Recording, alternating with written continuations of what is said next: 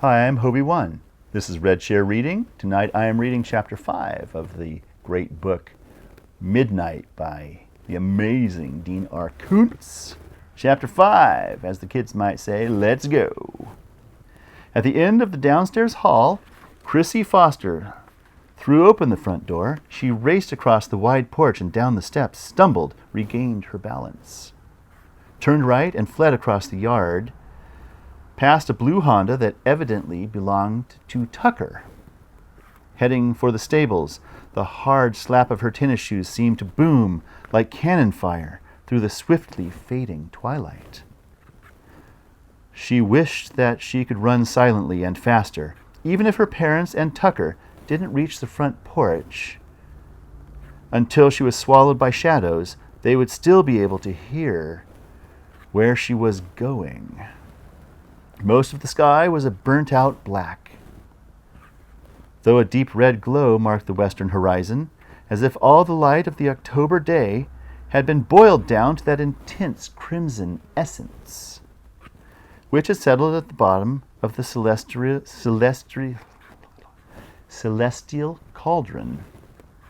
Wispy fog crept up from the nearby sea, and Chrissy hoped it would swiftly thicken, dense as pudding, because she was going to need more for cover. She reached the front of the two long stables and rolled aside the big door, the familiar and not unpleasant aroma: straw, hay, feed grain, horseflesh, liniment, saddle leather, and dry manure wafted over her. She snapped the light switch on, and 3 low-wattage bulbs winked on, bright enough to dimly illuminate the building without disturbing the occupants. 10 generously proportioned stalls flanked each side of the dirt-floored main aisle, and curious horses peered out at her above several of the half-sized doors. A few belonged to Chrissy's parents, but most were being boarded for people who lived in and around Moonlight Cove. The horses snuffled and snorted, and one whinnied softly as Chrissy ran past them to the last box on the left, where a dapple-gray mare named Godiva was in residence. Access to the stalls also could be had from outside the building, although in this cool season the exterior Dutch-style doors were kept bolted, both top and bottom, to prevent heat escaping from the barn. Godiva was a gentle mare, and particularly amicable with Chrissy, but she was skittish about being approached in the dark. She might rear or bolt if surprised by the opening of her exterior stall door at this hour. Because Chrissy could not afford to lose even a few seconds in calming her mount, she had to reach the mare from inside the stable. Godiva was ready for her. The mare shook her head, tossing the thick and lustrous white mane for which she had been named, and blew air through her nostrils in greeting. Glancing back toward the stable entrance, expecting to see Tucker and her parents storm in at any moment, Chrissy unlatched the half door. Godiva came out into the aisle between the rows of stalls. "Be a lady, Godiva. Oh, please be sweet for me." She could not take time to saddle the mare or slip a bit between her teeth. With a hand against Godiva's flank, she guided her mount past the tack room and feed shed that occupied the last quarter of the barn, startling a mouse that scurried across her path into a shadowy corner. She rolled open the door at the end, and cool air swept in. Without a stirrup to give her a leg up, Chrissy was too small to mount Godiva. A blacksmith's shoeing stool stood in the corner by the tack room, keeping a hand against Godiva to gentle her. Chrissy hooked the stool with one foot and pulled it to the horse's side. Behind her, from the other end of the barn, Tucker shouted, "Here she is! The stable!" He ran toward her. The stool did not give her much height, and was no substitute for a stirrup. She could hear Tucker's pounding footsteps, closer, but she did not look at him. He cried, "I got her!" Chrissy grabbed Godiva's magnificent white mane, threw herself against the big horse, and up, swinging her leg high, scrabbling desperately against the mare's side, pulling hard on the mane. It must have hurt Godiva. But the old girl was stoic. She didn't rear or whinny in pain, as if some equine instinct told her that this little girl's life depended on equanimity. Then Chrissy was on Godiva's back, tilting precariously but aboard, holding tight with her knees, one hand full of mane, and she slapped the horse's side. "Go!" Tucker reached her as she shouted that single word, grabbing at her leg, snared her jeans. His deep-set eyes were wild with anger, his nostrils flared, and his thin lips pulled back from his teeth. She kicked him under the chin, and he lost his grip on her. Simultaneously, Godiva leaped forward through the open door into the night. "She's got a horse!" Tucker shouted. "She's on a horse!"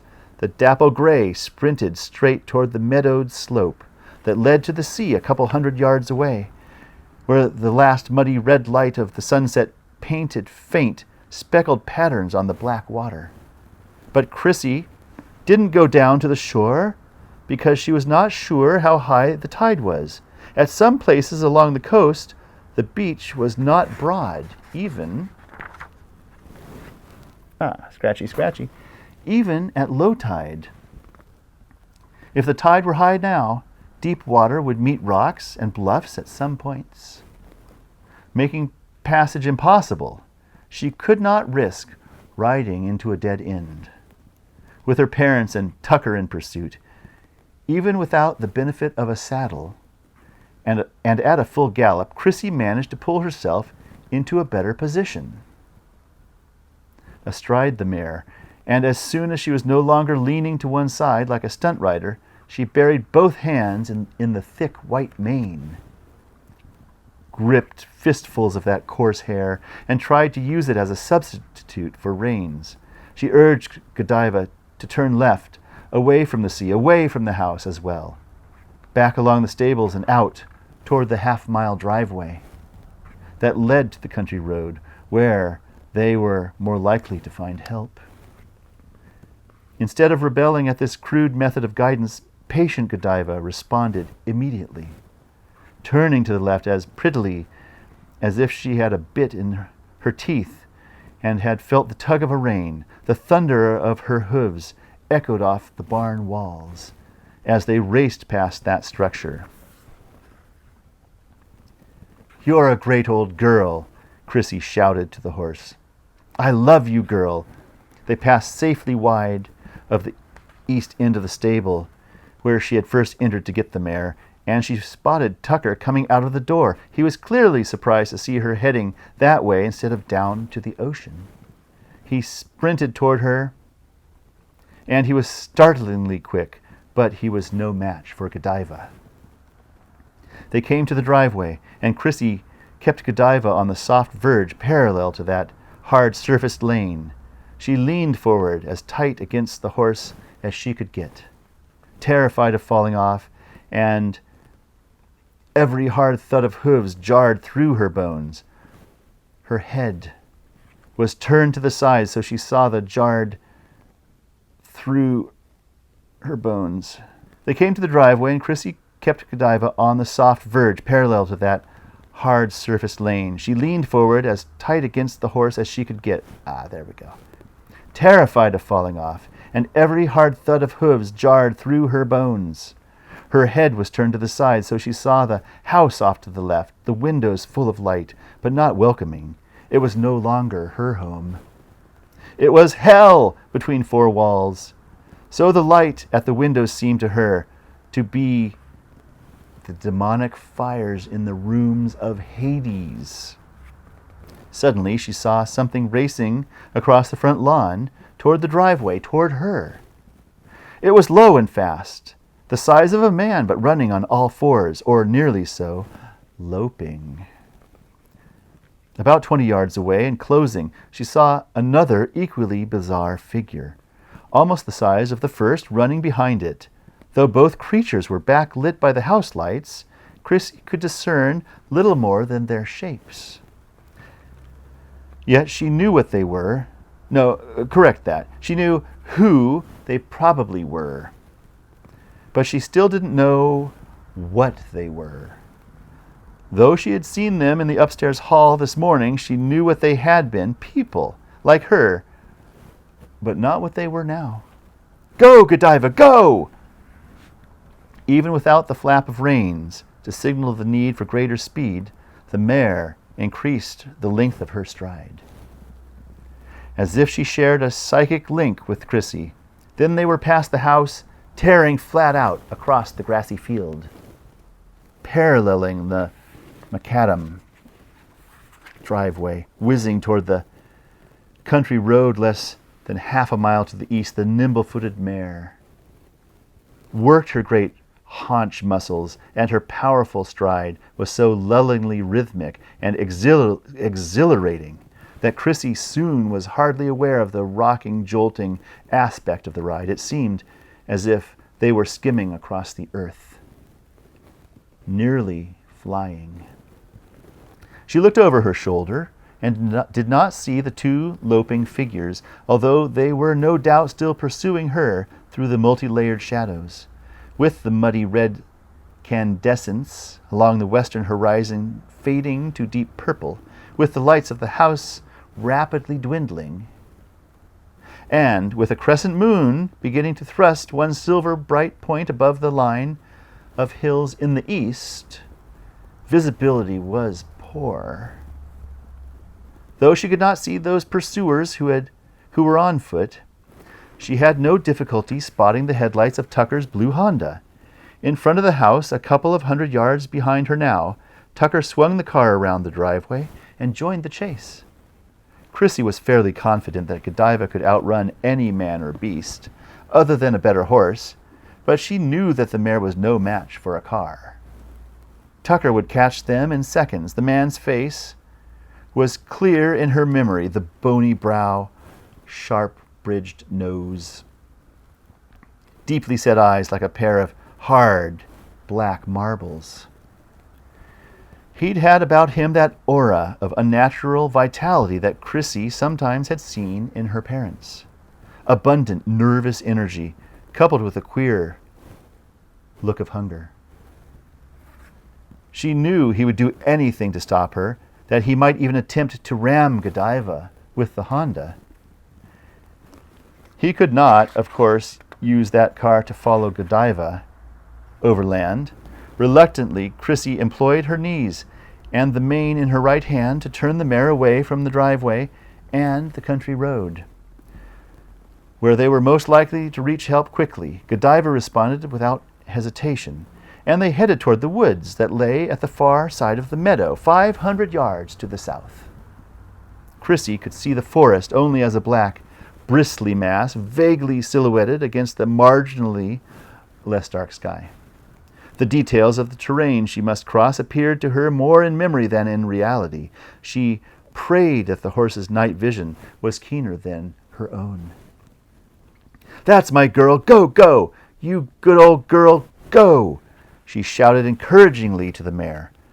They made their own wind in the crisp, still air. Chrissy was aware of Godiva's hot breath streaming past her in crystallized plumes, and her own breath smoked from her open mouth. Her heart pounded in time with the frantic thumping of hooves,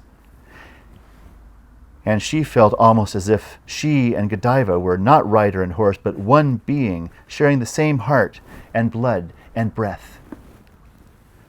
Though fleeing for her life, she was pleasantly thrilled as she was terrified.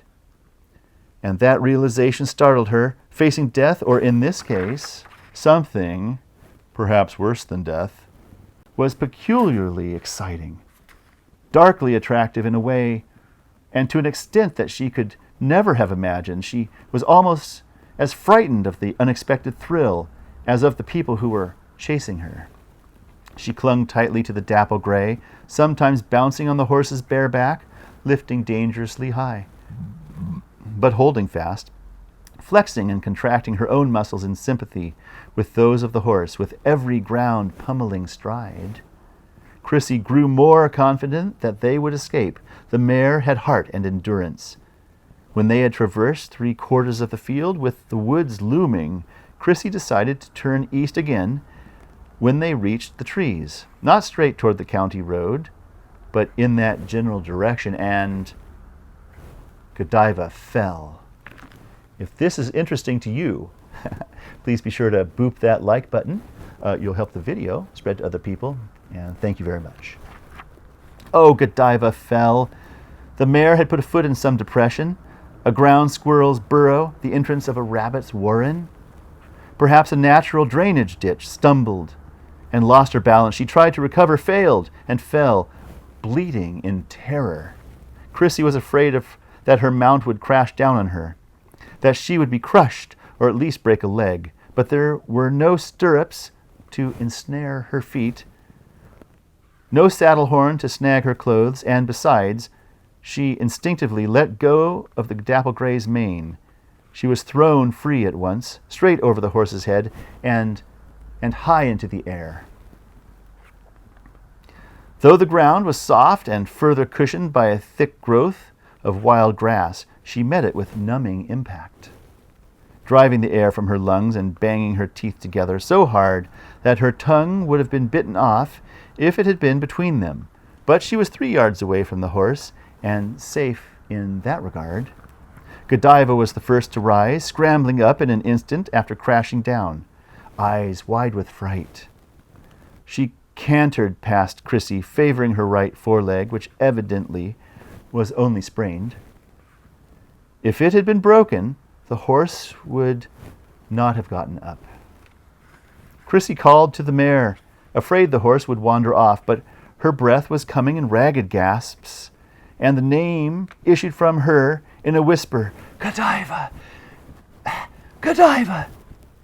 The horse kept going west, back toward the sea and the stables. By the time Chrissy got up on her hands and knees, she realized that a lame horse was of no use to her. So she made no further effort to recall the mare. She was gasping for breath and mildly dizzy. But she knew she had to get moving, because she was no doubt still being stalked. She could see the Honda, headlights on, parked along the lane more than 300 yards to the north, with all the bloody glow of sunset having seeped out of the horizon. The meadow was black. She could not determine if low, swift-moving figures were out there, though she knew they must be approaching, and that she would surely fall into their hands within a minute or two. She got to her feet, turned south toward the woods, staggered 10 or 15 yards until her legs recovered from the shock of her fall, and finally broke into a run. That's the end of chapter 5. Thank you so much for joining me. I hope you're enjoying the story as much as I am, and I'll see you next time in chapter 6. Bye.